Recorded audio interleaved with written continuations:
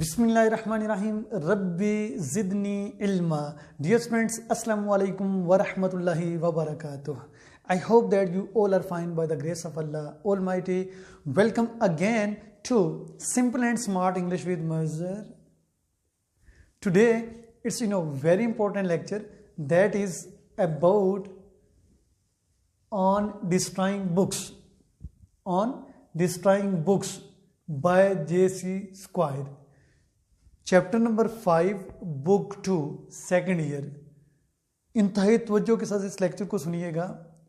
अगर आप चाहते हैं कि इस चैप्टर के तमाम कॉन्सेप्ट्स जो पर्टिकुलरली आपके ऑब्जेक्टिव की सूरत में और क्वेश्चन आंसर्स की सूरत में आप अगर क्लियर करना चाहते हैं तो सबसे पहले आपने इस लेक्चर को शुरू से लेकर आखिर तक पूरी तवज्जो के साथ सुनना होगा.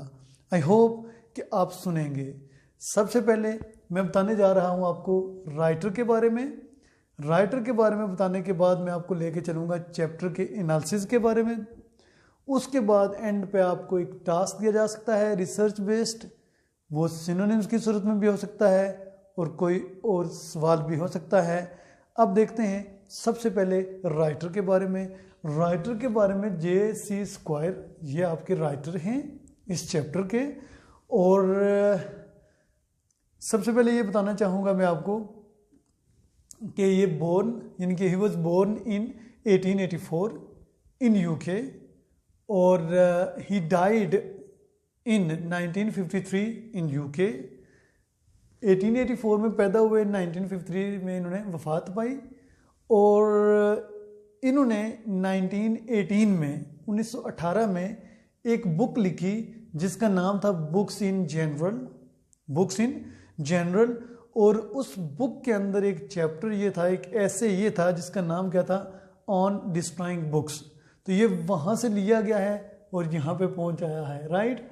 और उसके बाद में बताता चलूँ आपको मज़ीद कि ये एक ब्रिटिश पोइट भी थे, हिस्टोरियन भी थे, क्रिटिक भी थे और क्या थे, लिटरेरी एडिटर भी थे.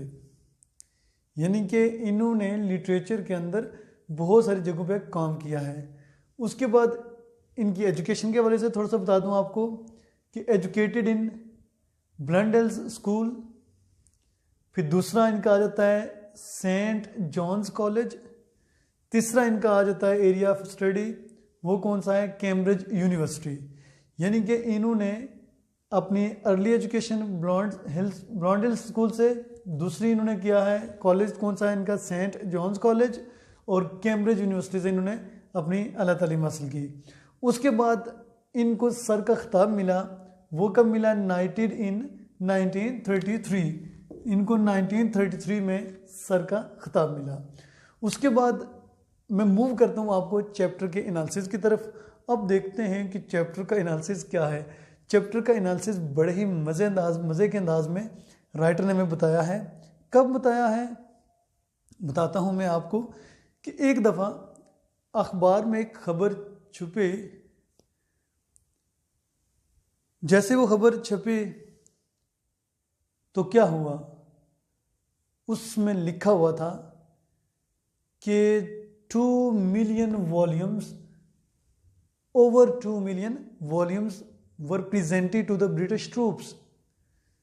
कि ब्रिटिश ट्रूप्स जो थे उनको 2 मिलियन वॉल्यूम से मुराद क्या है, बुक्स प्रेजेंट की गई. अब वो कौन सी बुक्स थी, वो ऑर्डिनरी बुक्स थी, ओल्ड बुक्स थी. लेकिन राइटर ने सोचा कि उनके बारे में इंस्पेक्ट कर ले, चेक कर ले कि जो बुक्स गई हैं वो हैं कौन सी बुक्स हैं. अब देखें कि उन बुक्स में से जो बुक्स शामिल थी, कहता है would be interesting to inspect them. कहते हैं उनके बारे में जानना बड़ा ही दिलचस्प होगा. और एक बात और भी याद रखिएगा कि इस चैप्टर का जो राइटर ने जिस तरीके से इसकी डिस्क्रिप्शन दी है हमें बड़े ही मज़ाही अंदाज में दी है. अब देखें उसमें कौन कौन सी बुक्स शामिल थी जो किसको दी गई, ब्रिटिश ट्रूप्स को दी गई.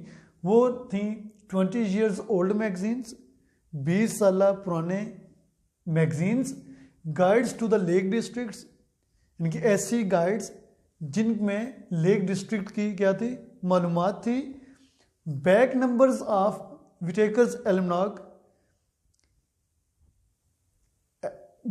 एलुमनाई के क्या पिछले एडिशंस पिछले नंबर्स।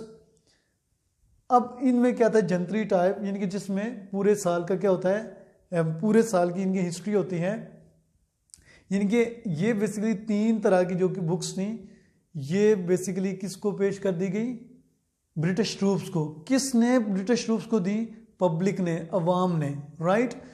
तो अब यहाँ पे एक बात आ जाती है कि राइटर जो है बेसिकली कहता है कि अगर आपने बुक्स देनी ही है, बुक्स को डिस्ट्रॉय करना ही है, बुक्स को ख़त्म करना ही है, तो इनको रखने का क्या बेनिफिट है। साथ ही हमें दो चीज़ें बता देता है राइटर, एक है बुकिश पीपल और दूसरे हैं non bookish people. Bookish people basically writer हमें बताता है कि ये एजुकेटेड हैं, जिनका किताबें पढ़ने में इंटरेस्ट होता है, और नॉन बुकिश से मुराद बेसिकली अनएजुकेटेड हैं, इलिटरेट हैं, पढ़े लिखे नहीं हैं। अब यहाँ पे ये होता है कि जो बुकिश होते हैं वो हमेशा मौके की तलाश में होते हैं, always wait for the chance, मौके की तलाश में होते हैं। कब उनको मौका मिले तो वो पुराने बुक्स जो है, जो यूजलेस बुक्स हैं, उनको क्या करें, डिस्ट्रॉय कर दें, उनको कहीं ठिकाने लगा दें। तो वो हमेशा मौके की तलाश में होते हैं, फिर उनको क्या कर देते हैं, दे देते हैं किसी को, और साथ कोशिश उनकी यही होती है इनको जल्द से जल्द क्या कर दें, डिस्ट्रॉय कर दें कहीं ना कहीं, राइट। और उसके बाद यहाँ पे एक और बात आ जाती है कि जो इन्होंने बुक्स खरीदी होती हैं, जो बुकिश होते हैं, जो एजुकेटेड होते हैं, इनकी बुक्स जो होती हैं वो लिमिटेड होते हैं। इनको पता होता है कौन सी किताब खरीदनी है, कौन सी किताब नहीं खरीदनी, और फिर वही किताब जो है ना शेल्फ में अपनी जगह बनाती है और वहाँ पे वो रहती है। जैसे ही बुक्स वहाँ पे ज़्यादा इकट्ठी होना शुरू हो जाती हैं तो ये मौका इनको चाहिए होता है, उस मौके के अंदर वो किसी न किसी को क्या कर देते हैं, गिफ्ट कर देते हैं या दे देते हैं। अब दूसरे हमारे पास नॉन बुकिश, इन लोगों का प्रॉब्लम ये है, ये बड़े रिलक्टेंट होते हैं to throw away anything that looks like a book, कि ये बड़े रिलक्टेंट होते हैं, हेजिटेंट होते हैं। इनके कोई भी ऐसी चीज़ जो उन्हें बुक की तरह नज़र आती है उसको फेंकने में, उसको ज़ाया करने में, क्यों, उसकी बेसिक वजह यह है कि वो प्रिंटेड फॉर्म में होती है। तो उन्होंने सुना होता है कि जो प्रिंटेड फॉर्म में चीज़ है शायद ये कोई अच्छी चीज़ है, मुकद्दस चीज़ है, इसकी क्या करें, केयर करें, उसको उठा लेते हैं और किसी बुक स्टॉल पे भी जाते हैं, वहाँ पे जब देखते हैं कि एजुकेटेड लोग ख़रीद रहे होते हैं तो ये भी क्या करते हैं, वहाँ से ख़रीदना शुरू कर देते हैं। उनको देखते नहीं है कि बुक का टाइटल क्या है, बुक कौन सी है, कौन सी नहीं है, बस पिक्चर उसकी देखी, बुक की तरह चीज़ नजर आई, उसको ख़रीद लिया, और ख़रीदते ही सीधे सीधे आके वो शेल्फ में रख देते हैं और वहाँ पे भी स्टोर होती रहती हैं, और बाद में उनको ज़ाया करना उनके लिए क्या हो जाता है, मुश्किल हो जाता है। तो यहाँ पे हमें बड़े मज़े की चीज़ बता रहा है राइटर हमें कि जो बुक्स हैं ना, वो कहता है कि it is positively public duty to destroy them, कि ये पॉजिटिवली पब्लिक ड्यूटी है कि बुक्स को क्या करना, डिस्ट्रॉय कर देना, तबाह कर देना। अब देखें कि कैसे वो बुक्स को डिस्ट्रॉय करने की कोशिश कर रहा है, उसके 2 बेनिफिट्स बता रहा है। पहला बेनिफिट ये बता रहा है, it makes more room for new books, कि ये नई बुक्स के लिए और जगह बनाते हैं। ज़ाहिर बात है वो बुक्स जो ओल्ड हैं, यूजलेस हैं, जब उनको आप वेस्ट कर देंगे तो नई बुक्स की जगह बन जाएगी। एक तो बेनिफिट ये बताया गया है। दूसरा ये बताया, it saves one's heirs from the trouble of sorting out और स्टोरिंग बुक्स, कहता है कि ये जो आपकी आने वाली नस्लें हैं उनको उस मशक्क़त से, यानी कि किताबों को तरतीब देने, किताबों की छांटी करने और किताबों को महफूज करने की जो ट्रबल है, मशक्क़त है, उससे क्या करती हैं, महफूज करती हैं। यानी कि बुक्स को अगर आप तबाह करते हैं तो आपको ये 2 बेनिफिट्स मिलते हैं। अब मैं मूव करता हूँ बहुत ही अहम पॉइंट की तरफ। वो पॉइंट हमारे पास क्या है, 3 वेज ऑफ डिस्ट्रॉइंग बुक्स, 3 तरीके किताबों को क्या करना, तल्फ करना, ज़ाया करना, वेस्ट करना, डिस्ट्रॉय करना, तबाह करना, ख़त्म कर देना, राइट। अब देखते हैं सबसे पहला तरीका जो है वो बेसिकली क्या है, गिफ्ट, यानी कि आप किसी को गिफ्ट कर दो। आप देखते हो कि आपके पास बुक्स आई हैं, आपने उनको पढ़ा, स्टडी किया, मुताला किया, आप देखते हो कि वो बुक्स आप रखे जा रहे हो और उसके बाद ये आपके काम की नहीं है, तो बेहतर क्या है कि आप उसको क्या कर दो, गिफ्ट कर दो लोगों को, जिस तरह पब्लिक ने ब्रिटिश ट्रूप्स को किया था। उसके बाद आ जाता है दूसरा पॉइंट, टू बर्न देम, उनको जला दो। ये जला देने वाली कहानी मैं आपको बताऊंगा कि इसमें क्या माजरा है। उसके बाद है throw them into the river, या उन्हें भी दरिया में फेंक दो। अब देखें जो बर्न है यहाँ पे, टू बर्न देम, इस पॉइंट को डिस्कस करने से के साथ साथ मैं राइटर के बारे में बताना चाहूँगा कि जो राइटर है उसका जो घर है वो बिल्कुल छोटा है। उसका घर क्या है, बिल्कुल छोटा है, small and heaven kissing flat in Chelsea के मुकाम पर उसका एक छोटा सा हेवन किसिंग क्या है, फ्लैट है। हेवन किसिंग से मुराद क्या, एक कमरा है छोटा लेकिन बहुत हाई है, ऊंचाई पे है, राइट। तो जिसकी वजह से उसको क्या कहता है, हेवन किसिंग, राइट। और उसके बाद उस कमरे के अंदर books of inferior minor words, इनकी पोइट्री जो ओल्ड पोइट्री है, जिसकी अभी अहमियत कोई नहीं है, जो बिल्कुल समझे अपने अहमियत खो चुकी है, पुरानी तर्ज की है, तो वो सारी की सारी इकट्ठी हुई हैं किसके रूम में, राइटर के रूम में इकट्ठी हुई हैं। राइटर का रूम, पहली बात है कि पहले ही लिखा हुआ है स्मॉल है, बहुत छोटा है, और उसका किचन रेंज भी कोई नहीं है, और एक ही रूम है उस फ्लैट के अंदर, और उसी में वो रह रहा है, और उसी में जो कुछ भी है उसके खाने पीने के हवाले से मामलात हैं वो सारे के सारे उधर ही हैं, ठीक है। अब आगे चल के देखते हैं हम कि राइटर इतना तंग आ चुका है, वो कहता है कि अब जो भी हो जाए ना, मैंने इन किताबों को बर्न करना है, इन किताबों को मैंने क्या करना है, जलाना है, ख़त्म करना है, मैं तंग आ चुका हूँ। अब वो इस सिलसिले में सोचता है मैं इनको कैसे जलाऊँ। वो कहता है कि अगर मैं इनको लीफ बाय लीफ एक एक करके वर्क करके, इनके बुक्स हैं उनमें से एक एक पेज निकाल के, एक एक वर्क निकाल के अगर मैं इनको जलाऊं, तो ये कहता है ये एक इम्पॉसिबल क्या है, एफर्ट है, एक नामुमकिन कोशिश है। क्यों कि इस तरह सोचना, लीफ बाय लीफ सोचना, बर्न लीफ बाय लीफ सोचना ऐसे ही है जैसे कि पत्थर के टुकड़े को जलाना, जो कि जलते ही नहीं है। पत्थर है, उसको आग में फेंक दें, उसको कितनी सारी आग लगेगी, उसकी जो आउटर इनके जो लेयर हैं, जो आउटर इनका उसका हिस्सा है, वो तो थोड़ा थोड़ा ब्लैक हो जाएगा, लेकिन अंदर से वो जलेगा नहीं। तो वो यही कहता है कि इतने सारे बंडल ऑफ बुक्स हैं, हंड्रेड्स ऑफ बुक्स हैं, तो इनको इतना बड़ा बंडल हुआ है, तो इसको मैं कैसे मतलब एक एक करके मतलब जलाने की कोशिश करूँगा। कहता है ये इम्पॉसिबल एफर्ट है, ये एक नामुमकिन कोशिश है, अगर ऐसा करता हूँ तो ये फजूल है। फिर कहता है कि मेरे पास किचन रेंज भी नहीं है, मैं क्या करूँ, मतलब सोच रहा है, फिक्र लगी हुई है उसको।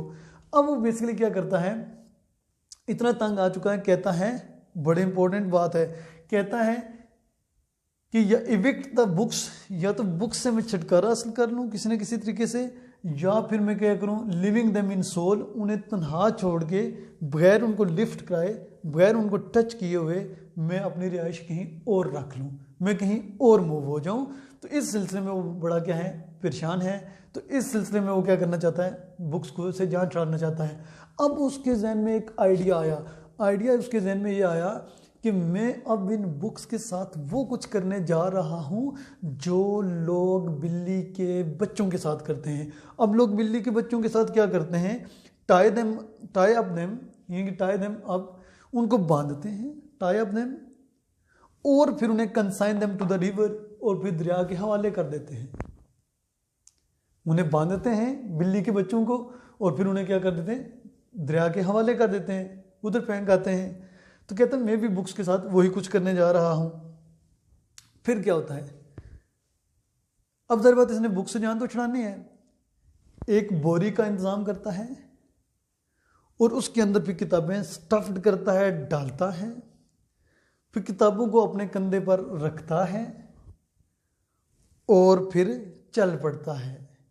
जैसे वो चल पड़ने की बात आती है तो वो टाइम क्या होता है, रात, मिडनाइट, आधी रात का वक्त होता है। वो चलता है, और बाहर का जो मौसम है, कोल्ड निप एयर, ठंडी हवा, स्टार्स इन द स्काई, आसमान पर सितारे चमक रहे हैं। और जैसे वो कुछ स्टेप्स गुजर के आगे जाता है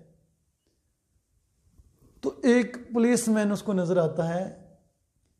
उससे पहले वो अपने आप को क्या करता है कि अपना कॉलर जो है उसको ऊपर करता है और सही तरीके से अपने कंधों के आर पार बोरी को सही तरीके से रख कर कंफर्टेबली क्या करता है, मूव होता है। और फिर जैसे वो मूव होता है, चलना शुरू करता है, फिर क्या होता है कि आगे एक पुलिसमैन उसको नज़र आ रहा होता है। वो पुलिसमैन जो है वो बेसमेंट यानी कि जो खिड़कियां हैं उनकी बेसमेंट में वो जो चुटखनियाँ होती हैं ना, पता है ना आपको ना, उनको देख रहा है, लाइट लैंटर्न से लाइट इनके मार रहा है कि आया कि वो ठीक तरीके से मकफल हैं या नहीं है, ठीक तरीके से बंद हैं या नहीं है। तो ये बस गुजर रहा होता है, साथ इसके अंदर खौफ डर कांपना शुरू कर देता है। आपको पता है कि जैसे भी एक नॉर्मल केस में भी देखें आप, जैसे भी कोई पुलिसमैन या उनकी गाड़ी भी आप देखते हैं तो फ़ौरन हमें यार एक दफ़ा खौफ सा आता है।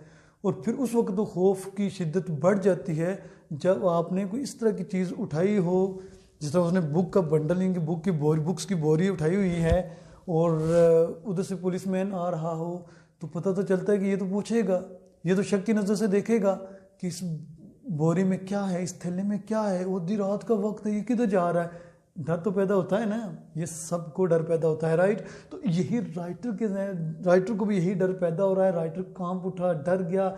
जैसे वो डरा तो कहता है, उसके जहन में यह आता है कि पुलिस वाला ये सोचेगा कि इसने कोई चोरी का माल है, स्वैग लूटा हुआ माल है और ये वो लेके जा रहा है। फिर अपने आप को तसल्ली देता है कि कोई नहीं, जब वो पूछेगा मैं कहूँगा ये पुरानी किताबें हैं, पुराने एडिशन हैं, मैं इनको फेंकने जा रहा हूँ। फिर तसल्ली दे देता है कि मेरे को चोरी का माल तो है नहीं है। फिर हिम्मत करते करते करते करते वो आगे जाता है। आगे एक आता है ट्रैम्प का मतलब होता है आवारा, जिनके आवारा गर्द समझ लें कि बस ऐसे घूमने फिरने वाला बंदा। जब वो जा रहा होता है और तकरीबन बैटर्सी जो पुल है उसको तकरीबन पार कर चुका होता है, उसके पास तकरीबन पहुंच चुका होता है और देखता है कि वो कोई आ रहा है और उस वक्त भी वो क्या कर जाता है, डर जाता है, घबरा जाता है, राइट। और फिर देखता है कि वो उसको लिफ्ट कराए बगैर ही वो क्या करता है, चला जाता है। और इसी तरह वो करते करते वो एक ऐसे पॉइंट पे पहुंचता है जहाँ पे जाके उसने क्या करनी होती हैं, बुक्स फेंकनी होती हैं।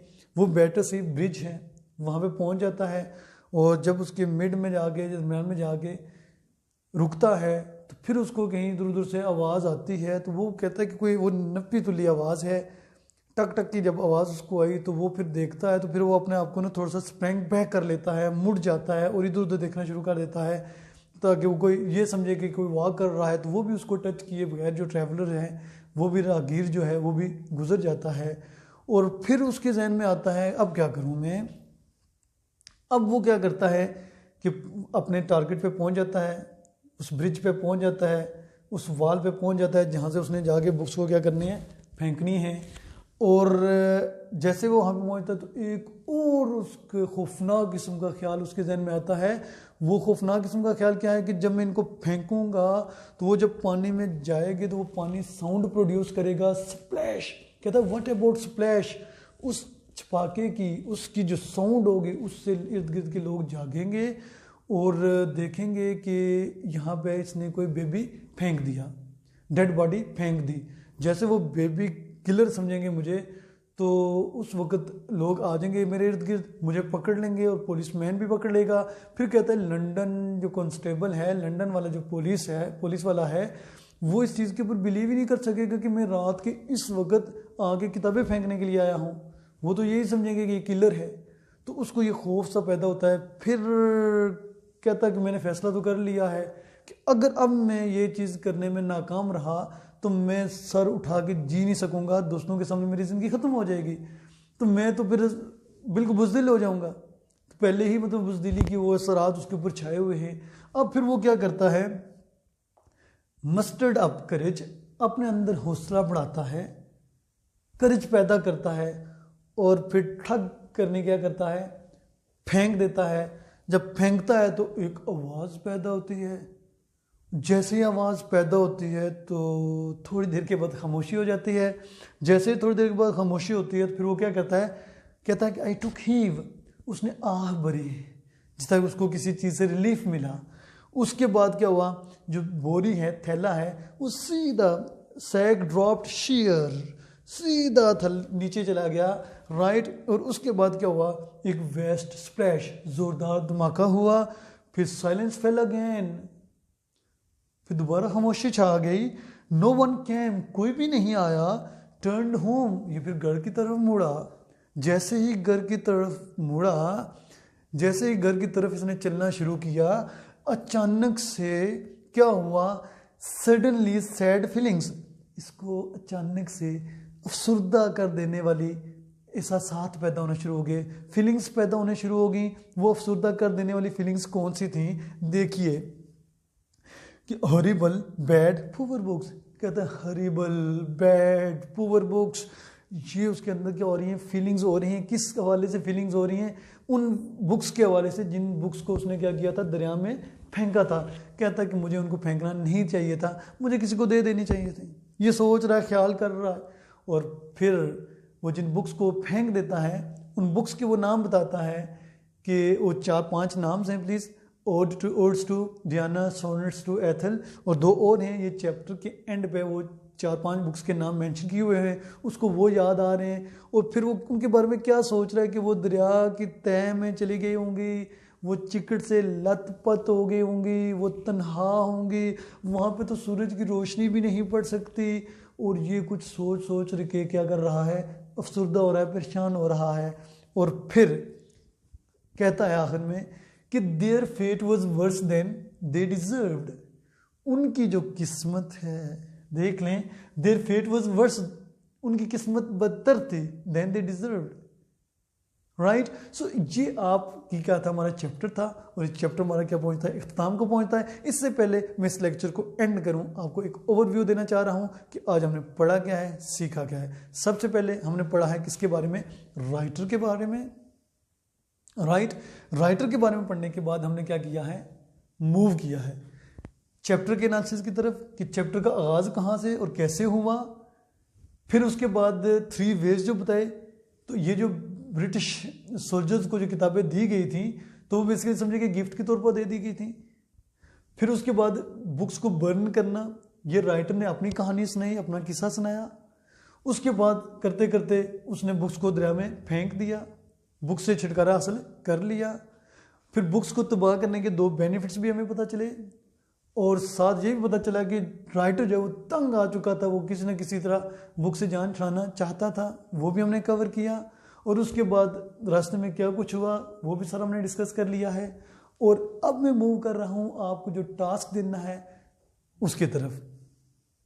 डियर, ये आपका टास्क है, ये आपकी असाइनमेंट है, इसको आपने क्या करना होगा, हल करना होगा। क्या है बेसिकली, ये सिनोनिम्स हैं।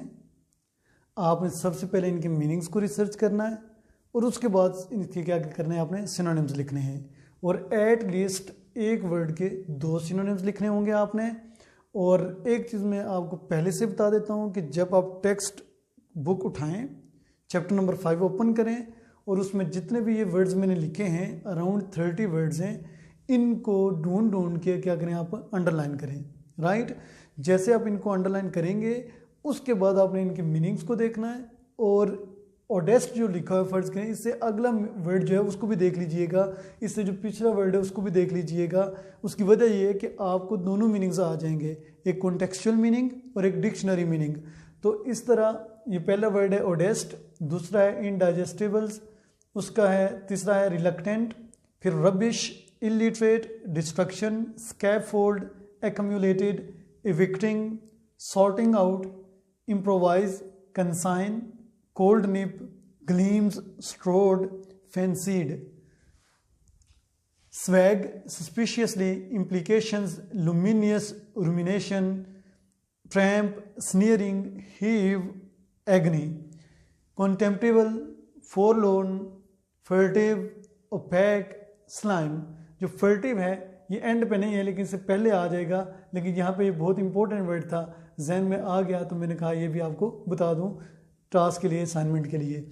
उसके बाद आपने एक और काम क्या करना है, वेंचर टू रिवर, राइटर का जो सफ़र है रिवर तक, कैसे उसका प्लान बना, क्या कुछ हुआ, किस तरह कुछ हुआ, उसको लाजमी एक दफ़ा बुक से पढ़िएगा।